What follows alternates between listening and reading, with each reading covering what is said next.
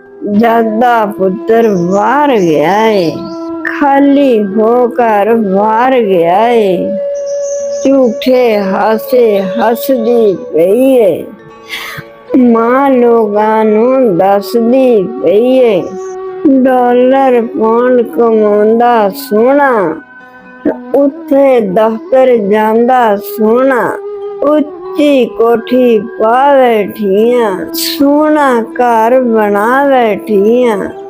कुल्ली छड़ के कोठी पाईए, कीती सारी उस कमाई है।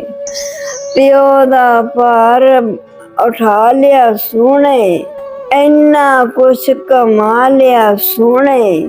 जदों भी शहर मैं जांदी हां, लखां दे विच लांदी हां। हुण केड़ा परदेस नी अड़िए, वार भी अपना देश नी अड़िए। जदों भी कोई मजबूरी होवे, ओदा आना जरूरी होवे। 8 घंटे विच आ जांदा है, सारा ही काम मुका जांदा है। इन्ने विच 2 हंजू डै पए, इंज निकले जिवें बोलन डै पए।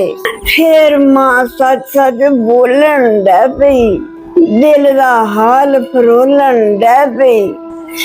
वारो वार जींदी हां अड़िए, अंदरों ते ओ मार गया है। जदों दा पुत्र वार गया है, खाली होकर वार गया है। रोटी ठंडी खांदा नहीं सी, कपड़े मैले पाउंदा नहीं सी। नींदर दा ओ पक्का सी, सुबह मसीती जांदा नहीं सी। उत्थे किस नाल लड़दा हो सी, किवें गुजारा करदा हो सी। ऐ गम दिल नू ठार गया है, जदों दा पुत्र वार गया है। खाली होकर बाहर गया है। 6 माह पहले आया सीओ, अपने घर पराया सीओ।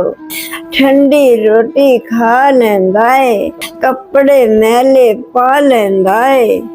जदों भी पुछदी तू पुत खुश है, हस के चुप हो जांदा है। मैं ओदी मां आ अड़िए, अदब दी ओदी थां आ अड़िए। मेरे अगे बोलदा नहीं हो, हंजुआं दे दर खोलदा नहीं हो। मैं दुखी ना हो जावां, हस हस वक्त गुजार गया है।